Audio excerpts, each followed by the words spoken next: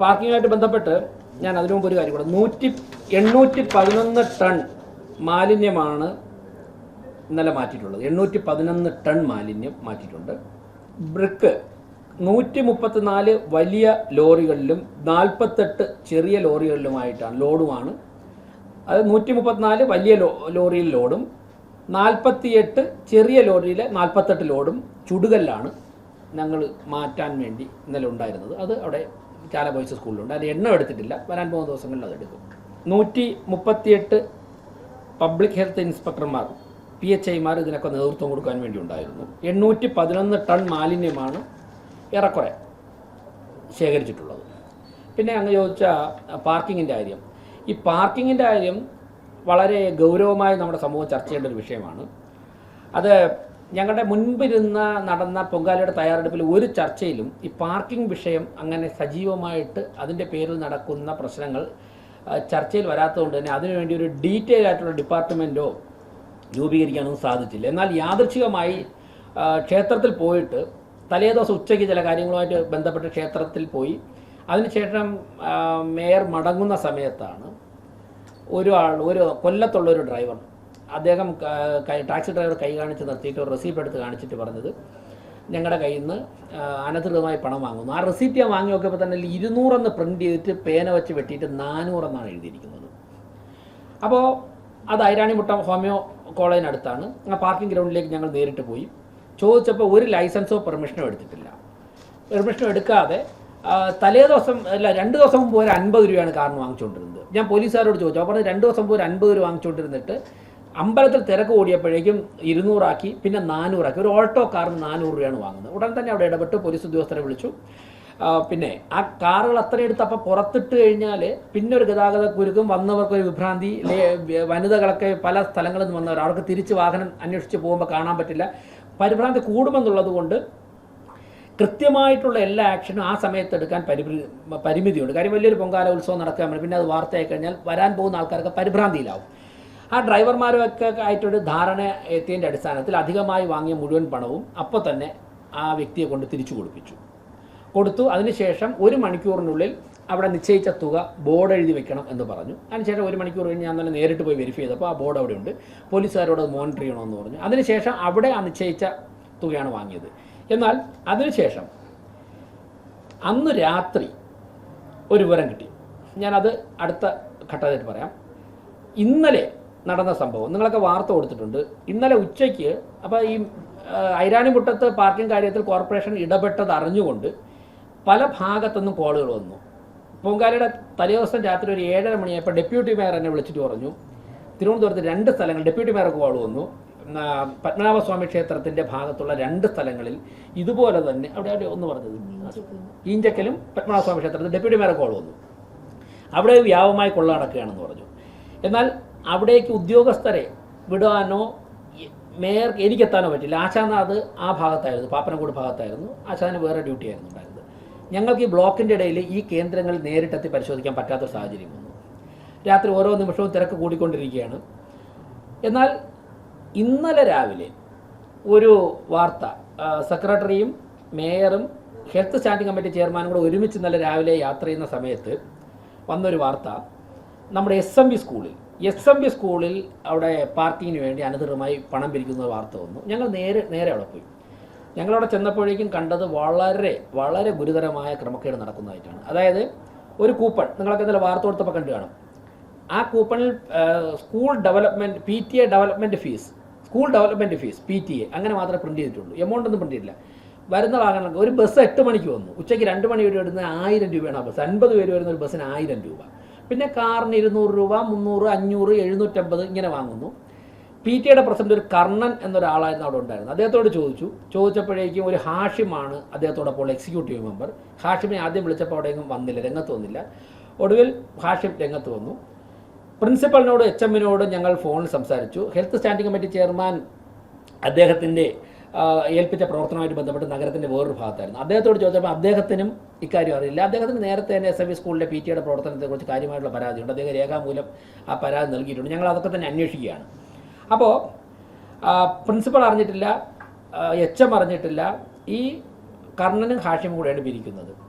അവിടെ നിന്ന് എല്ലാ വാഹനത്തിൻ്റെ ഉടമസ്ഥരും വന്നു, അവരുടെ കയ്യിൽ നിന്നൊക്കെ ഇങ്ങനെ പണം കളക്ട് ചെയ്തിട്ടുണ്ടെന്ന് പറഞ്ഞു.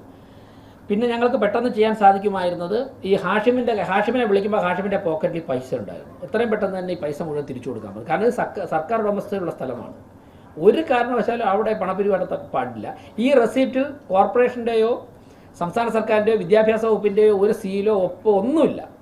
അപ്പോൾ വ്യാജ രേഖകൾ നിർമ്മിച്ച് സംസ്ഥാന സർക്കാരിൻ്റെ സ്ഥലത്ത് ക്ഷേത്രത്തിൽ ആരാധനയ്ക്ക് വന്നവരുടെ കയ്യിൽ നിന്നും പണപ്പിരിവ് നടത്തുന്ന ഗുരുതരമായ ക്രമക്കേടാണ് അവിടെ PTA പേരിൽ ചെയ്തിരിക്കുന്നത്.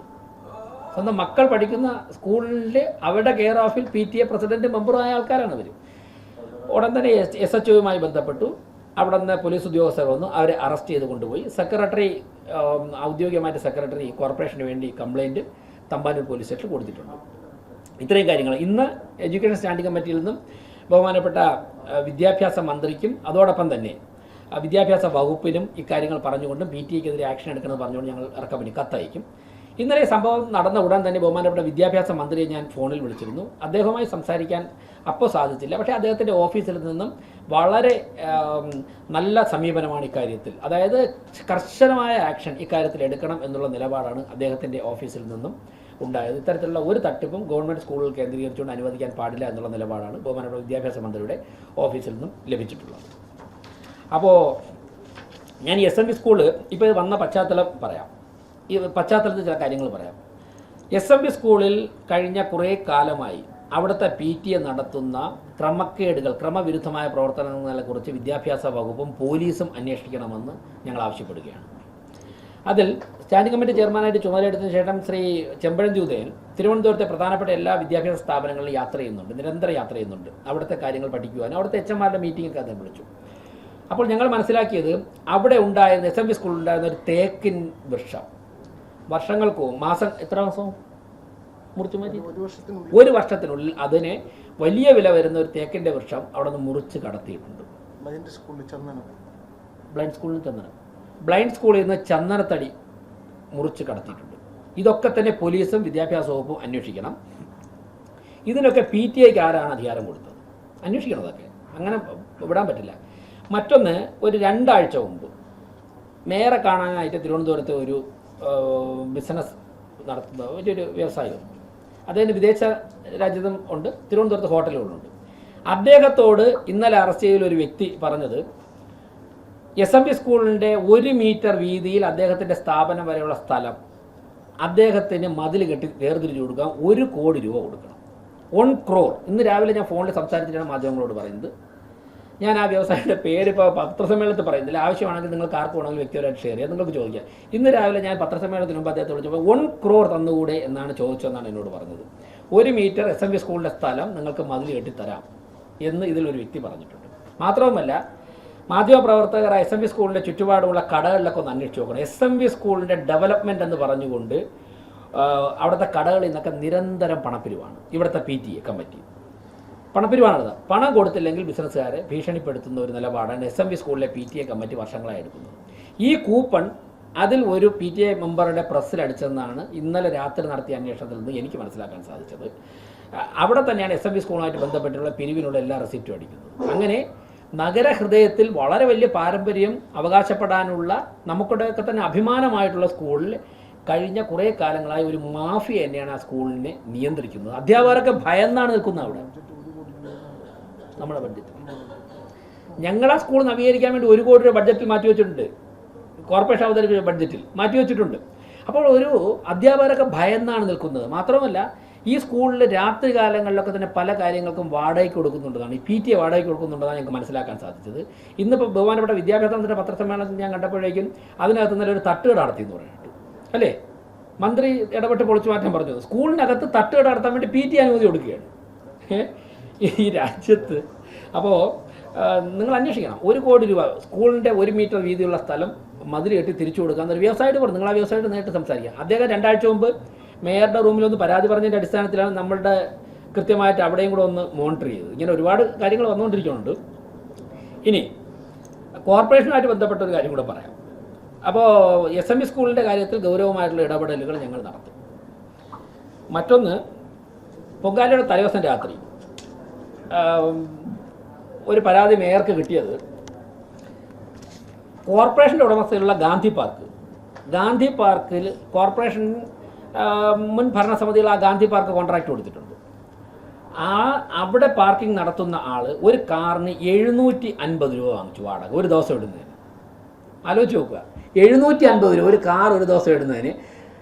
അപ്പോൾ രാത്രി 12:30 മണിക്കാണ് ഈ വിവരം. 12:30 മണിക്ക് സിറ്റിയുടെ പല ഭാഗത്തും ഇങ്ങനെ ഞങ്ങൾ യാത്ര ചെയ്തുകൊണ്ടിരുന്ന എന്തെങ്കിലും ബുദ്ധിമുട്ടുണ്ടോ, വെള്ളമുണ്ടോ, വെളിച്ചമുണ്ടോ എന്നൊക്കെ അറിയാനും ജനങ്ങൾക്ക് എന്തെങ്കിലും പരാതി ഉണ്ടോയെന്നൊക്കെ അറിയാൻ വേണ്ടി ഞങ്ങൾ രാത്രി മുഴുവൻ യാത്രയിലായിരുന്നു. അപ്പോൾ യാത്ര ചെയ്തുകൊണ്ടിരുന്ന സമയത്താണ് എനിക്ക് ഒരു സ്ഥലത്തുനിന്ന് ഒരു ഇൻഫർമേഷൻ കിട്ടിയത്. അതിൻ്റെ അടിസ്ഥാനത്തിൽ 1 മണിക്ക് തന്നെ, അരമണിക്കൂറിനുള്ളിൽ തന്നെ ഞങ്ങളവിടെ എത്തി, പുത്തരിക്കണ്ടത്ത് എത്തിയതിന് ശേഷം ആ വ്യക്തിയെ ഐഡൻറ്റിഫൈ ചെയ്തു. ആ വ്യക്തിയെ വിളിച്ചുണർത്തി, അദ്ദേഹം രാത്രി 1 മണിക്ക് വിളിച്ചുണർത്തി അദ്ദേഹത്തുമായിട്ട് സംസാരിച്ചപ്പോഴേക്കും അദ്ദേഹം പറഞ്ഞു 750 രൂപയാണ് കാറിന് വാങ്ങിച്ചതെന്ന്. ഞാൻ അദ്ദേഹത്തിന് ചെയ്യുന്ന ഒറിജിനൽ റെസിപ്റ്റ് കോർപ്പറേഷൻ്റെ ഉടമസ്ഥതയിൽ ഉള്ള പാർക്കിംഗ് ഗ്രൗണ്ടിൽ കോൺട്രാക്ടർ വാങ്ങിയതാണ്. ഒരു ദിവസം എനിക്ക് 750 രൂപ കാറിന് വെഹിക്കിൾ നമ്പർ 9223 9223 എന്ന് പറയുന്ന ബെലനോ കാറിന് വാങ്ങിയത് 750 രൂപയാണ്. അപ്പോൾ അവിടെ വന്ന വാഹനങ്ങൾക്കൊക്കെ ഞങ്ങൾ നേരത്തെയും ഗാന്ധി പാർക്കിൻ്റെ പേരിൽ ചില വാർത്തകൾ വന്നിരുന്നു. പക്ഷേ ഞങ്ങൾ കൃത്യമായ തെളിവുകൾ തേടി നടക്കുകയായിരുന്നു. അതിൻ്റെ അടിസ്ഥാനത്തിൽ കോർപ്പറേഷൻ സെക്രട്ടറി കൃത്യമായ തെളിവുകൾ ലഭിച്ചതിൻ്റെ അടിസ്ഥാനത്തിൽ കോർപ്പറേഷൻ സെക്രട്ടറിയും സ്റ്റാൻഡിംഗ് കമ്മിറ്റി ചെയർമാൻമാരും ആലോചിച്ചിട്ട് ഗാന്ധി പാർക്കുമായി ബന്ധപ്പെട്ട് മുൻ ഭരണസമിതികൾ കൊടുത്ത കോൺട്രാക്റ്റിൻ്റെയൊക്കെ കോപ്പി ഞങ്ങൾ ഇന്ന് എടുത്തു. ഇന്നലെ പൊങ്കാല കഴിഞ്ഞ് രാവിലെ തന്നെ വന്നിട്ട് എടുത്തിട്ടുണ്ട്. അപ്പോൾ ഒരു രാധാകൃഷ്ണൻ്റെ പേരിലാണ് ഈ കോൺട്രാക്റ്റ് കൊടുത്തിരിക്കുന്നത്. മണക്കാട് ഭാഗത്തുള്ള രാധാകൃഷ്ണൻ്റെ പേരിലാണ് ഈ കോൺട്രാക്റ്റ് കൊടുത്തിരിക്കുന്നത്. അദ്ദേഹം കോർപ്പറേഷനുമായി ചേർന്നുള്ള കരാറുകൾ കൃത്യമായിട്ട് പാലിക്കാത്തത് കൊണ്ട് കോർപ്പറേഷൻ്റെ ഫിനാൻസ് സ്റ്റാൻഡിംഗ് കമ്മിറ്റി 2023 തന്നെ അദ്ദേഹത്തെ വിളിച്ചിട്ട് അദ്ദേഹത്തിന് നോട്ടീസ് കൊടുത്തു. അദ്ദേഹം അതിനെതിരെ ഹൈക്കോടതിയിൽ കേസുമായിട്ട് പോയി. ഹൈക്കോടതി അക്കാര്യത്തിൽ തീരുമാനമെടുത്തില്ല. അതുകൊണ്ട് തന്നെ രാധാകൃഷ്ണൻ 3ാമത്തെ ഗഡു കോർപ്പറേഷൻ അടയ്ക്കാത്തതുകൊണ്ട് 2023 തന്നെ രാധാകൃഷ്ണൻ്റെ കോൺട്രാക്ട് ഇൻവാലിഡ് ആയി കഴിഞ്ഞു. അതേ വ്യക്തിയും അദ്ദേഹത്തിൻ്റെ ജോലിക്കാരുമാണ് ഇപ്പോഴോടെ പണം പിരിക്കുന്നത്. അപ്പോൾ ഞങ്ങൾ ഈ കരാറുകളൊക്കെ എടുത്തുകൊണ്ടിരിക്കുകയായിരുന്നു. ഇത് കിട്ടിയതിൻ്റെ അടിസ്ഥാനത്തിൽ അപ്പോൾ ഞങ്ങൾ കൂടുതൽ നടപടികളിലേക്ക് കിടക്കുക. അപ്പോൾ ഇന്ന് ഇപ്പോൾ നിലവിൽ അദ്ദേഹം കോൺട്രാക്ടർ ഞങ്ങൾ ഇന്ന് തന്നെ സിറ്റി പോലീസ് കമ്മീഷണർക്ക് ഈ വ്യക്തിയെ ഗാന്ധി പാർക്കിൽ നിന്നും പുറത്താക്കണമെന്നും 2023 മുതൽ അനധികൃതമായി പണപ്പിരിവ് നടത്തി തെളിവുൾപ്പെടെ പിടിച്ച സാഹചര്യത്തിൽ അദ്ദേഹത്തിനെതിരെ കേസെടുക്കണമെന്നും ക്രിമിനൽ കേസെടുക്കണം, അറസ്റ്റ് ചെയ്യണമെന്ന് ആവശ്യപ്പെടുകയാണ്. അപ്പോൾ പൊതുസമൂഹത്തോട് പറയുകയാണ്, ഇനി മുതൽ കോൺട്രാക്ടർമാരല്ല, ഞങ്ങളൊരു താൽക്കാലിക സംവിധാനം ഏർപ്പെടുത്തുകയാണ്. ഇദ്ദേഹത്തെ ഇന്ന് തന്നെ അവിടെ നിന്ന് പുറത്തിറക്കണമെന്നും അദ്ദേഹത്തിനെതിരെ കേസെടുത്ത് അറസ്റ്റ് ചെയ്യണമെന്നും ഈ പണം വാങ്ങിച്ചവരുടെയൊക്കെ ഫോട്ടോ എടുത്തിട്ടുണ്ട്, 750 രൂപ വാങ്ങിച്ചവരുടെ ഫോട്ടോ എടുത്തിട്ടുണ്ട്. ഇവരെയൊക്കെ തന്നെ അറസ്റ്റ് ചെയ്യണമെന്ന് സിറ്റി പോലീസ് കമ്മീഷൻ കത്ത് കൊടുക്കുകയാണ് കോർപ്പറേഷൻ. ഞങ്ങൾ വരാൻ പോകുന്ന ദിവസങ്ങളിൽ ഇനിയിപ്പോൾ ലേലം ചെയ്യുന്നതിൻ്റെയൊക്കെ സമയം വരുന്നതുവരെ കോർപ്പറേഷൻ തന്നെ നേരിട്ടൊരു താൽക്കാലിക സംവിധാനം ഏർപ്പെടുത്തുകയാണ്, ഗാന്ധി പാർക്കിൽ ഏർപ്പെടുത്തുകയാണ്. അപ്പോൾ ഇതിൻ്റെയൊക്കെ അതായത് ഞാൻ പറഞ്ഞ കാര്യങ്ങൾ ശ്രദ്ധിച്ചാൽ നിങ്ങൾക്ക് മനസ്സിലാവും. 24 മണിക്കൂറിനുള്ളിൽ, അതായത് ഐരാണിമുട്ടത്ത് ഉച്ചയ്ക്ക് ഒരു 2 മണിക്കാണ് 1:30-2 മണിക്കാണ് ഒരു ഇൻഫർമേഷൻ കിട്ടുന്നത്. പിറ്റേ ദിവസം ഉച്ചയ്ക്ക് 12 മണിക്കുള്ളിൽ 24 മണിക്കൂറിനുള്ളിൽ തിരുവനന്തപുരം കോർപ്പറേഷനിലെ പല ഭാഗങ്ങളിലും പാർക്കിങ്ങിൻ്റെ പേരിൽ നടക്കുന്ന ലക്ഷങ്ങളുടെ കൊള്ള നടത്തുന്ന 3 സംഭവങ്ങളാണ് ഞങ്ങളുടെ ശ്രദ്ധയിൽപ്പെട്ടത്. ഇങ്ങനെ 100 കണക്കിന് അനധികൃത പാർക്കിംഗ് കേന്ദ്രങ്ങൾ വർഷങ്ങളായിട്ട് ഇവിടെ പ്രവർത്തിച്ചു വരികയാണ്. SMV സ്കൂളൊക്കെ ചോദിച്ചപ്പോൾ മുമ്പ് പൊങ്കാലിടാൻ വരുന്നവരൊക്കെ 1000-2000 ഒക്കെ വാങ്ങുന്നുണ്ട്. ഇവരൊക്കെ തന്നെ തിരുവനന്തപുരത്തിന് പുറത്തുനിന്ന് വരുന്നവരായതുകൊണ്ടും അവർക്കൂടെ ലോക്കലി യാതൊരു ബന്ധവുമില്ലാത്തത് കൊണ്ടും ഭയം കൊണ്ടും എൻ്റെ പലരും പറയുന്നത് ഈ 750 രൂപ റെസിപ്റ്റ് എൻ്റെ തന്ന വ്യക്തിക്ക് തന്നെ ഭയമാണ്. പിറ്റേ ദിവസം അദ്ദേഹത്തിന് അവിടെ നിന്ന് പോകാൻ സാധിക്കുമോ, കാർ എടുത്തുകൊണ്ട് പോകാൻ പറ്റുമെന്നുള്ള ആശങ്കയാണ്. അപ്പോൾ മേയർ വന്ന് ചോദിച്ചുകൊണ്ട് മാത്രമാണ് അദ്ദേഹം തന്നത്.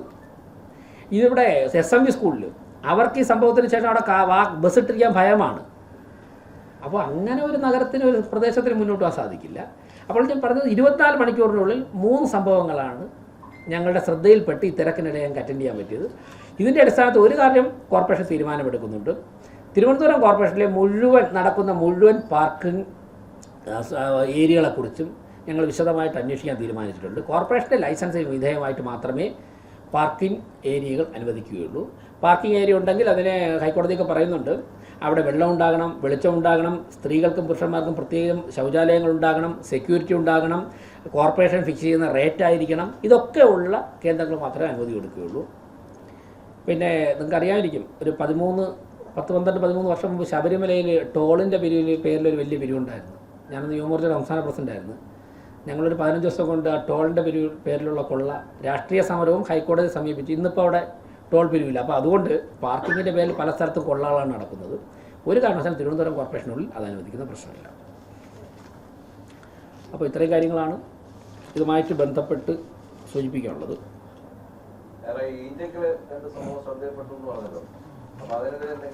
അല്ല, ഡെപ്യൂട്ടി മേയറെ ഒരു കോൾ ചെയ്താണ് പറഞ്ഞത്. ഡെപ്യൂട്ടി മേയർ ഉടൻ തന്നെ ഞാനതാണ് പറഞ്ഞത്, എല്ലാ പാർക്കിങ്ങിലെയും ക്രമക്കേടുകളെ കുറിച്ച് അന്വേഷണം നടത്തി. ഇന്നലെ ഇപ്പം ഇതെല്ലാം മാറ്റിയിട്ട് ഞങ്ങൾ രാവിലെ എത്തിയല്ലേ ഉള്ളൂ.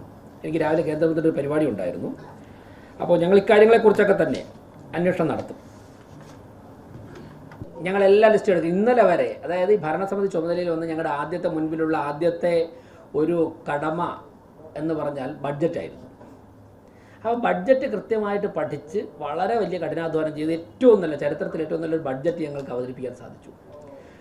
അപ്പോൾ ആ ബഡ്ജറ്റിനെ തുടർന്ന് അതോടൊപ്പം തന്നെ ആറ്റുകാൽ പൊങ്കാല തയ്യാറെടുപ്പ് നടക്കുകയായിരുന്നു. അപ്പോൾ ഇന്നലെ ആറ്റുകാൽ പൊങ്കാല കഴിഞ്ഞു. ഇന്ന് രാവിലെ തന്നെ ഗാന്ധി പാർക്കിലെ ക്രമക്കേട് കണ്ടുപിടിച്ച് ഇന്ന് രാവിലെ തന്നെ അദ്ദേഹത്തെ അവിടെ നിന്ന് പുറത്താക്കുകയാണ്.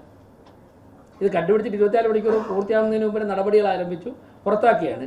ഇനി ഞങ്ങൾ ഈ മാർച്ച് മാസം തീരുന്ന കരാറുകളൊക്കെ തന്നെ എല്ലാ കരാറും പരിശോധിക്കുക.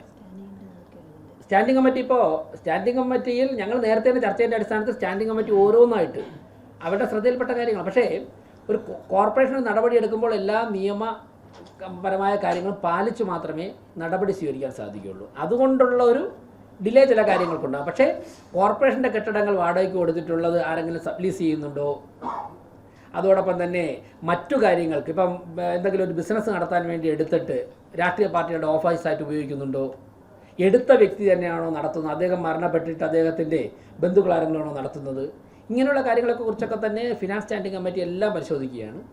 അതൊക്കെ തന്നെ ഞങ്ങൾ പരിശോധിക്കും, നടപടി സ്വീകരിക്കും. അല്ല, പല സംഭവങ്ങളും അങ്ങനെ ശ്രദ്ധയിൽ വന്നിട്ടുണ്ട്. ഇപ്പോൾ യൂറിൻ ഷെഡിന് യൂറിനേറ്റ് ചെയ്യുന്നതിന് കൂടുതൽ പൈസ വാങ്ങിച്ചു വന്നിട്ട് ഇന്നൊക്കെ ചില ആൾക്കാർ വിളിച്ചിരുന്നു. അപ്പോൾ ഇതിൽ പിന്നെ താങ്കൾ പറഞ്ഞ ഉൾപ്പെടെയുള്ള കാര്യങ്ങൾ ചർച്ച വരുന്നുണ്ട്. ഒരു കാര്യം, ഞങ്ങളീ പറയുന്നതിന് കോർപ്പറേഷൻ്റെ ഭരണസമിതി എന്നുള്ളതിലുപരി വേറൊരു ആംഗിളുണ്ട്. അതായത് ഇപ്പോൾ സ്പിരിച്വൽ ടൂറിസം എന്നുള്ളൊരു അനന്തമായ സാധ്യതകൾ തിരുവനന്തപുരത്തുണ്ട്.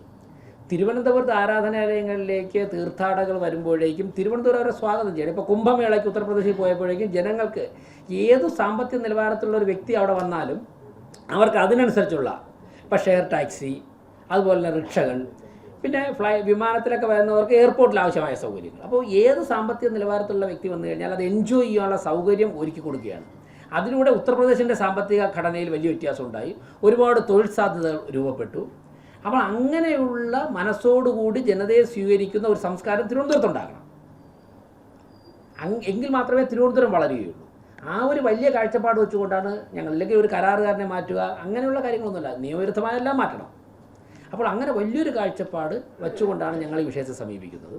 അങ്ങനെ വരുമ്പോഴേക്കും അത് കോർപ്പറേഷൻ മാത്രം ചെയ്യേണ്ടതല്ല, ജില്ലാ ഭരണകൂടം, പോലീസ് ഡിപ്പാർട്ട്മെൻറ്റ്, അതോടൊപ്പം തന്നെ സംസ്ഥാന സർക്കാർ, ചില കാര്യങ്ങൾ കേന്ദ്ര സർക്കാർ.